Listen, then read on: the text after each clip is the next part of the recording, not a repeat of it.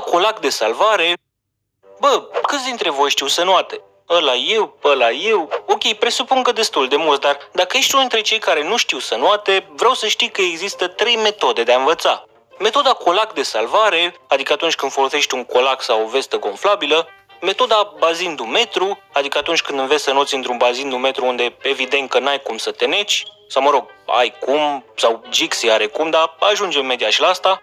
Și metoda 3, adică așa cum am învățat eu, metoda înoată bolovane, că altfel te duci la Doamne. Adică te arunci în cel mai adânc bazin, sau ca mine direct în râu, și trebuie să faci cumva să ieși de acolo, că altfel o bierlești. Evident nu-ți recomand metoda asta, cel puțin dacă n-ai lângă tine pe cineva care știe să noate bine. În cazul meu, persoana asta era Vijay, care, stătea pe mal și râdea de mine. Hai bă, Gibi, că știi tu să noți, nu-i problemă la tine. Hai bă, nu te mai prefaci.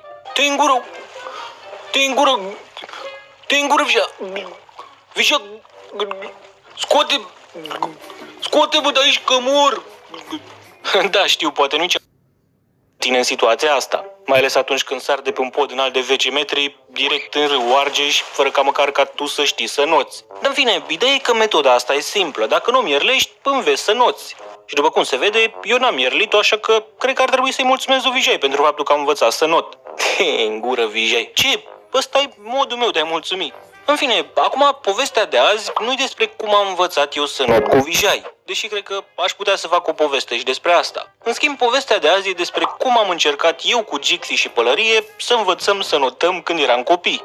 Nu, la mine la țară, undeva în grădină, am un lac. Nu-i cel mai mare lac, adică are vreo 15-20, adică în cele mai adânci locuri apa mi-ajungea când eram eu copil până undeva pe la gât, și nu e nici cel mai curat, adică apa e verde spre neagră de la toate broaștele și toți crocodilii care își duc veacul acolo. Bine, glumesc, nu-s crocodil, dar broaște cu duiumul. Nu, și tocmai pentru că apa nu e cea mai curată, maică mea nu voia mai deloc să ne lase să ne scăldăm în lac. Chiar dacă noi ne rugam de ea toată vara, ea nimic și nimic. Mamă, 40 de grade afară, nu putem să facem și noi baie în lac. Unde să intrați mă în apa aia? Dar ce vreți să faceți râie? Hai, mamă, că nu e așa murdară. Mă, gata, nu intrați în niciun lac. Dar ce nu știe maică mea, și o să afle acum dacă vede povestea asta, e că în duminicile în care eu și Pălărie rămâneam singuri acasă, lacul ăla era piscina noastră. Scuze, mama. Nu, și într-o duminică de vară, când aveam vreo 11-12 ani, cum eram noi singuri acasă, pe undeva pe la prânz, când soarele el mai mare era pe cer, Pălărie zice: bă, Jimmy, mai pot de cal, bă, nu vrei să ne bălăcim o leacă în piscină? Zic: bă, Pălărie, nu e idee rea, dar nu vrei să-l chemăm și pe Gixan? Bă, dar ce crezi că se bagă la în lac? Da, mă, lasă că-l convingem noi. În fine, îl sunăm noi pe Gixi, și când zic că îl sunăm, mă refer la faptul că mergem la poartă și strigăm: Gixi! Gixi! Bă, Gixi! Bă, hai mă, nu vrei să vii la o baie în lac? Asta era: bă, nu vin, bă, că am fost răcit zilele trecute și nu... În Pălărie era: hai, bă, că n-ai nimic, te-ai drept de pisică fricoasă. Zic: hai, bă, Gixi, că dacă nu vrei să faci baie, nu faci baie. Dar hai și tu pe acolo, mai stăm la un pahar de vorbă una alta, ce dracu faci acasă? În fine, până la urmă îl convingem pe Gixi să meargă cu noi și o pornim frumos către lac. Ajungem acolo, Pălărie direct din asta pe gânduri, bombă, plosc, direct în mijlocul lacului. O, bă, dracu, ce faceți? Hai în apă.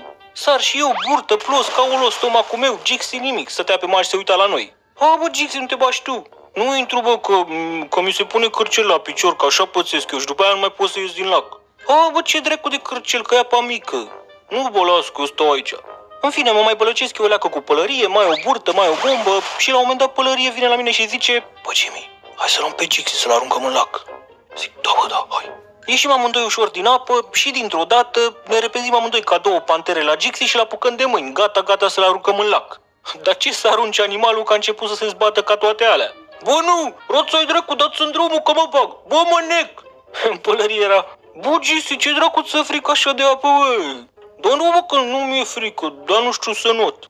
Zic: dar ce, bă, Gixi, tu crezi că noi știm? Dar unde dracu să te neci în apa asta că nici măcar nu strece de piept? La care Pălărie: bă, fiți atenți că am o idee, hai să învățăm să notăm.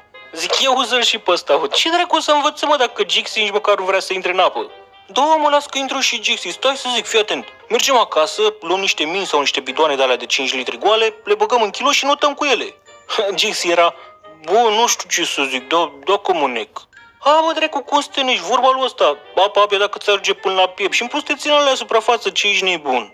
Nu, zi și făcut, mergem noi acasă, adunăm niște bidoane, niște mingi, tot ce găsim pe acolo, ne întoarcem înapoi la lac și pornim operațiunea Mingea în slip. Bine, n-aveam decât o minge pe care a luat-o pălărie. Eu, în schimb, i-am băgat 2 bidoane de câte 2 litri în chiloți, iar lui Gixi, pentru că dracu era mai fricos, i-am legat 2 bidoane de câte 5 litri de fund. Toate bune și frumoase, echipați de scandal, zic, bă, gata, toată lumea echipată, hai în apă. Gixi era, bă, nu știu, dar dacă nu mă țin astea. Hai, mă, drept că te țin, ce ești nebun, ți-am mai dat și bidoanele mari de 5 litri, hai în apă. Nu, până la urmă intrăm noi în apă, pălărie, bombă, plos, eu, burtă, plos, Gixi s-a băgat ușor pe margine și stătea lipit de malul lacului. Ha, bă, Gixi, dă-i drumul la malul ăla că nu te îndești, ce drecu. Nu, bă, lasă că eu stau bine aici. Zic, bă, na, până la urmă, măcar a intrat în apă, așa că n-am mai insistat și l-am lăsat să stea acolo, lângă mal. Nu știu cum înotam noi câinește pe acolo, cu fundurile ridicate în aer, la un moment dat la o băpălărie. Bă, Gixi, șerpili, bă, fugi, bă! Acum, știu că e un youtuber care tot zice șerpili se referă la altceva, dar în cazul ăsta mă uit la Gixi și ce să vezi, frate, undeva la 1 metru de el era un șerpălău care nota liniștit în treaba lui cu capul pe afară. Hai samba, bă, Gixi, șerpele, bă! Gixi se tot uita de disperat, dar nu-l vedea. Unde, bă? Unde? Nu, bă, în dreapta ta, bă! Se uită Gixi în dreapta și, bă, frate, cum dă ochii în ochi cu șarpele, începe să se zbată și dă drumul la mal. Bă, și imediat cum a dat drumul la mal, pentru că avea bidoanele de 5 litri legate de fund, i s-a ridicat fundul în aer și a intrat cu capul în apă. Cu fundul în aer și cu capul la fund, dacă îți vine să crezi. Hai să mă zic, pălărie, să neacă Gixi! Șarpele, îți dai seama când l-a văzut pe Gixi că se zbătea ca disperatul cu picioarele în aer și cu capul în apă, du-te, dică, s-a spart instant. În fine, ne repezim noi la Gixi, îl scoate rapid cu capul la suprafață, eram, bă, Gixi, ești nebun, bă, ești bine? Ești bine, bă? Ăsta era, bă,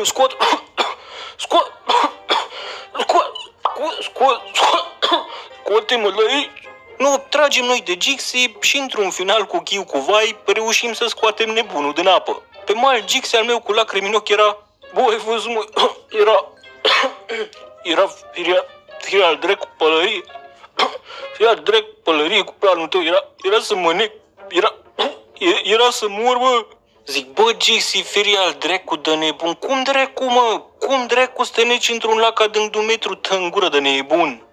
Nu, și da, uite așa, era să se ducă Gixi a meu la Doamne, înecat în lac într-o apă de 1 metru. Asta dacă cumva credeai că nu-i posibil să te neci într-o apă de 1 metru. Cu Gixi, orice e posibil. Așa că morala poveștii de azi e, bă, dacă te duci la mare, la bazin sau la piscină și ai un prieten care nu vrea niciodată să intre în apă, lasă-l. Lasă-l să stea liniștit pe mal, chiar dacă apa are mai puțin de 1 metru. Că apoi cine știe cum ajunge ca Gixi cu fundul în aer și cu capul la fund și dai de belea cu el. A, și nu uita, nu da banii pe prostii, ia stricoul cu Jimmy.